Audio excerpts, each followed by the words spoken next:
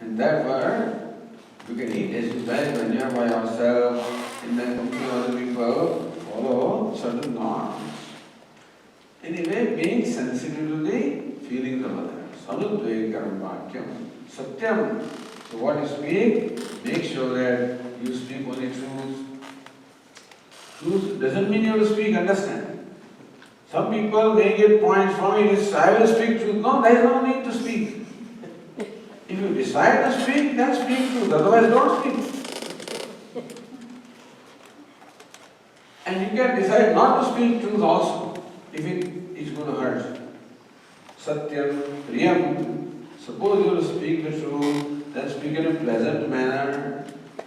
Hitam, and speak only if it is beneficial and not otherwise. If you follow these rules, 90% of the speech will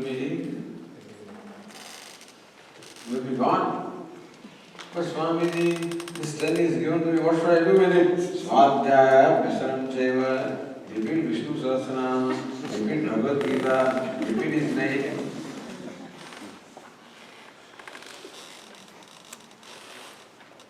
This is for calm, for self-control. So Devatas are told, the Dhamyata, have self-control. Then Danavas meant. Same way, Prajapati, they asked Prajapati, the same letter. But see how everybody understands differently from the same instruction, depending upon the disposition of their mind. So now they become somewhat thinking people. That's what the. Hey, did you follow what I said? Yes, sir, the. That is what there. Have there. So it's right, you are right. Because anger and cruelty is very much in our nature. And so when anger arises, what should you do to diffuse anger? Daya. Compassion. Mercy. Compassion. Have mercy upon the person. Oh, Swami has done this, I'm going to give him back. He says, no. He has done that, but have mercy on that person. Have compassion on that person. Even if somebody has done something which justifies their anger. But we know that anger hurts me first. Anger is like fire. It burns its source first, and then it burns something else. When you want to light the lamp, first to strike a match, the match is burned first before the lamp may not get burned for 10 matches also. So anger, we should know that it is a great enemy. And therefore we should value becoming free from anger. And we are told, when you find anger rising, this requires alertness. And but when vigilance. When anger arises, then repeat daya, daya, daya, or compassion, compassion, compassion, kindness, compassion, mercy. Tell the mind. So that mind's force of anger will be diffused. So kama is to overcome by self-control. Krodha is to overcome by daya or mercy or compassion. And third, a human being is man. Then we have that datta means please give generously, because human beings are greedy and they don't part. What is greed? Not parting with what I have. Greed has two aspects. One is not being satisfied with what I have, so I want more and more. And second thing, not parting with what I have, even if somebody deserving comes. For example, many beggars come. When you are in India particularly, when you are riding in a car at every intersection, some fellows are waiting there, they come and do all kinds of things before you. I never give. My mind justifies, don't give them. Justification. Even though I know that the fellow, I should give him something. He is hungry, whatever it is. But my mind somehow justifies not giving because of greed. And sometimes I become very generous. Say, let me give him 5 rupees. By the time hand goes in there, no, 5 rupees is too much. I need 2 rupees. And I might have given 25 paisa. This is called greed, not parting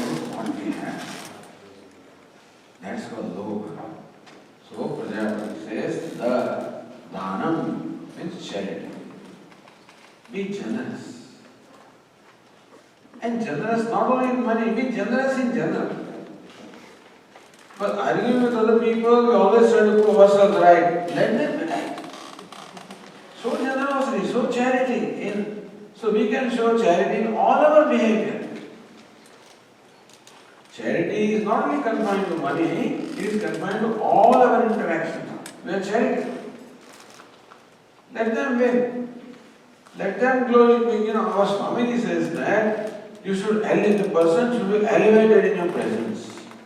When somebody comes to you, he should be respected. He should be elevated. So respect others. Elevate others. There is nothing to be lost. Nothing is to be lost. And don't make a show of that. Let it be genuine, Sales people always do that, Swami. Not that way. Not to take advantage of that person. Be genuine. So Dhamma, Daya, Dhanam. If you want English, see. Control, compassion, charity. Control, compassion. See, these two you can tell your children. So what should we tell our children? Don't tell them Vedanta and non-duality and stuff like that. They are not yet ready for that. And don't ask them to give up all desires, etc. Not ready for that. No point in saying something for which the person is not ready. But tell them right now he has all desires and ambitions and he wants to achieve things, so let them do that. But tell them that don't compromise means for the sake of the end. Have the values, have the right attitude, teach them right attitudes, right values. In course of time they will learn Vedanta. Don't be in a hurry to teach them Vedanta and non-duality and Vairagya, etc. Because when the mind is not ready, then these things don't work. But teach them what they are ready for and guide them. Anyway, so Shantyadi Parichiyadam. Thus, this is called Pratipaksha Bhavana. In Yoga Shastra, this is called Pratipaksha Bhavana.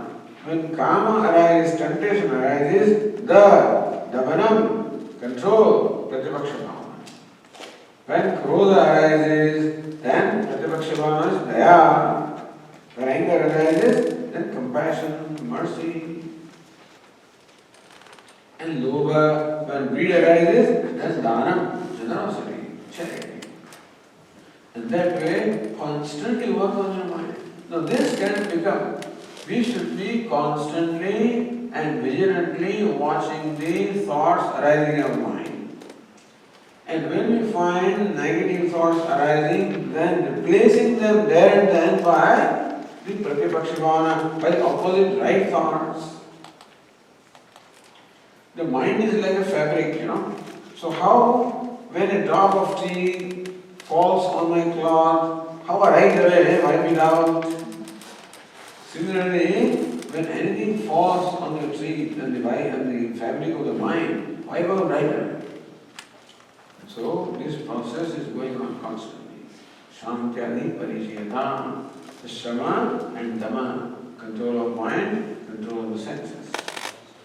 Then it says, Vrataram Karmashu Santyajyadam. Now you are ready for sannyasa. So, now the person is ready for renunciation, called karma sannyasa, meaning that renouncing all your duties and responsibilities. You don't do that, but I am just telling you for your general information. That our scriptures condone this. They give anumati, they give permission to this person that now when you gain this maturity of the mind, when you gain the self-control, tasmai savidvan upasannaya samyak prashanta chittaya shamanvitaya.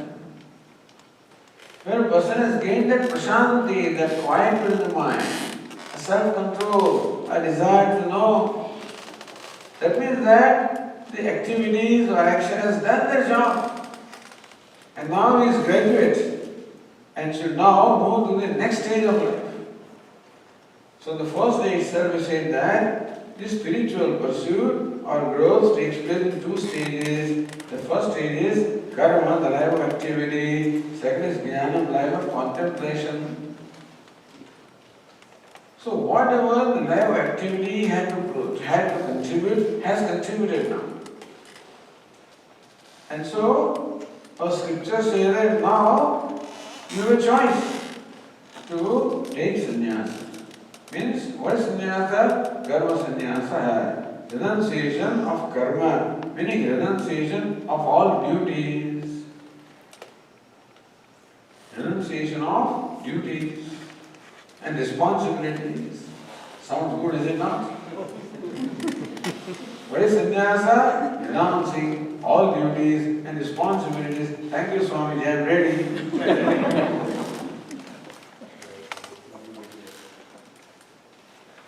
But look, sannyasi, when he gives him the duties, he also gives a claim. Meaning that now he has no claim on anybody. He cannot say, why don't you do this and why don't you? He cannot claim anything now.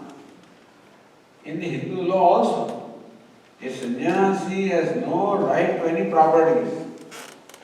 Whether that is followed now or not is a different thing, but in the family, you are one of your brothers, for example, then you are a sannyasi, and then property, you have no claim. All claims are also given up. All responsibilities are given up. All the rights are also given up. When rights are there, responsibilities must be there. If you give responsibility, then rights also are to be given. A sannyasi has no right. No right, no claim, no expectations that you should do this and somebody should do something for me. That kind of a claim or expectation also is given.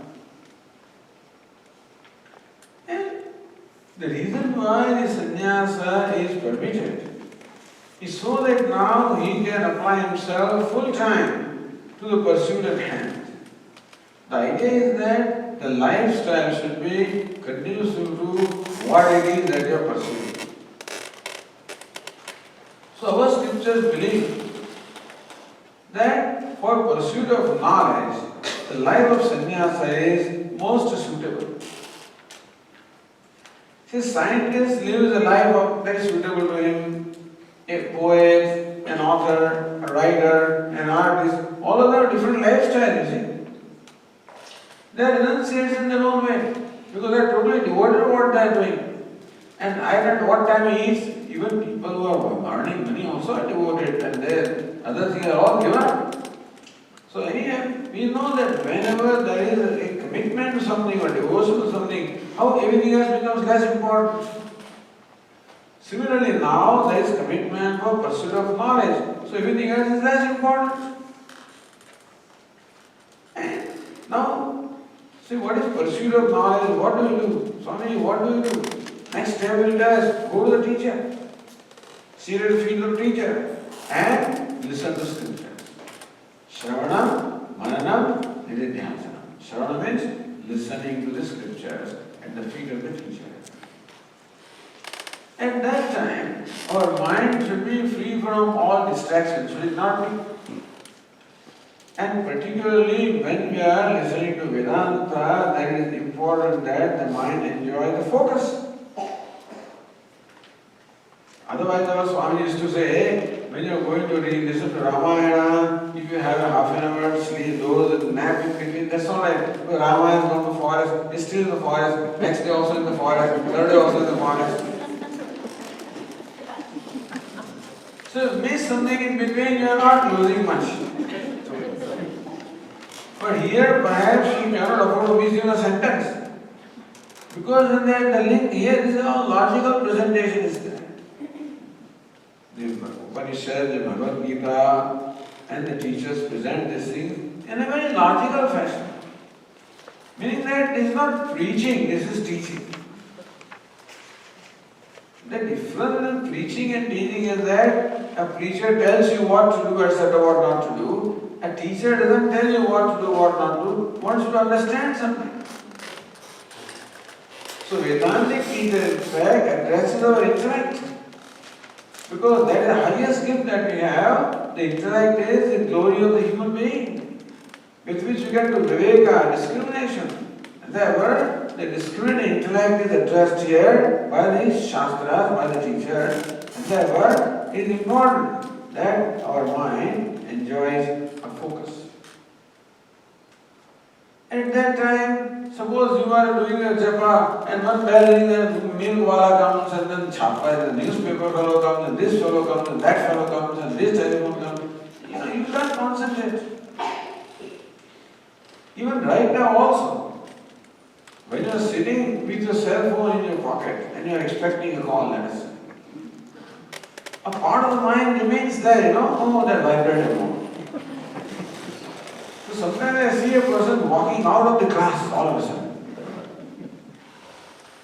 I don't know what happened, but he knows that there is a vibrator inside and the call is there, and so he goes out and says call. But a part of the mind always gets preoccupied with that, is it not so? Somebody gave me last year one iPad. It's a new toy.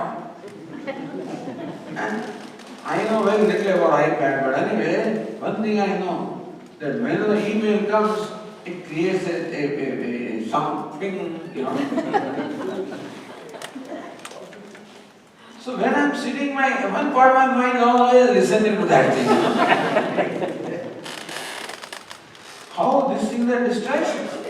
The idea is that if you have other duties and responsibilities, if you have other commitments, then naturally our mind is going to be engaged in fulfilling those commitments. At that time, we are not totally available to this. So a life of householder means a life of commitment. That's how it should be, that's how it is. And that life of commitment, life of duties, life of activities always involves a distraction in the mind. Therefore, in order that the mind is free from all distractions, you give up all duties, all commitments, all responsibilities, all claims, all expectations, everything is given up. Not only that, but you have given up connection also with your family. Swami said, burns all the boat, he has burnt all his boats. What is burning boat? You can't go back. With the boat you cross, burn the boat, means you can't go back.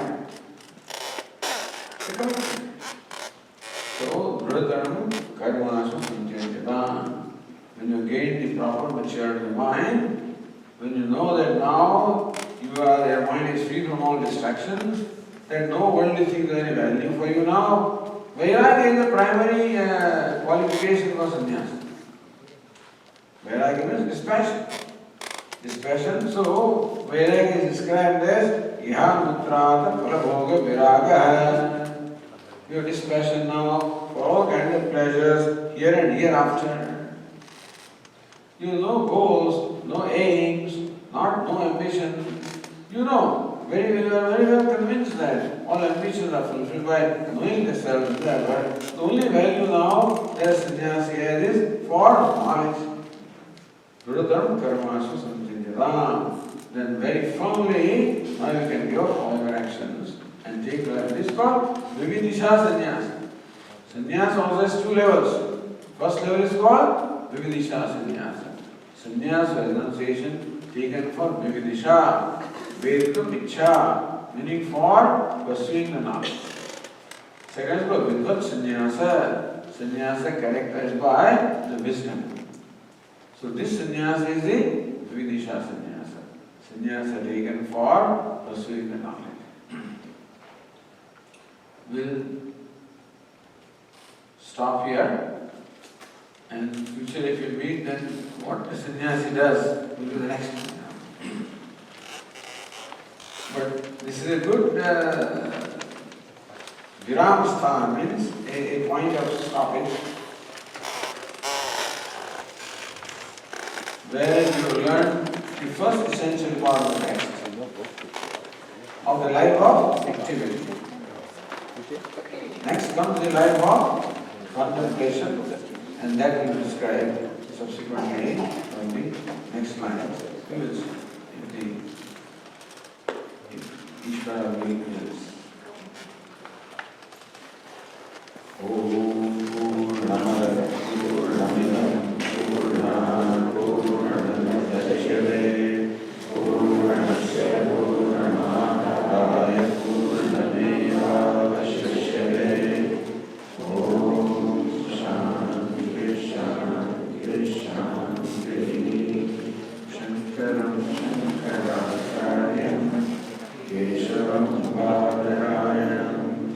Suprabhashya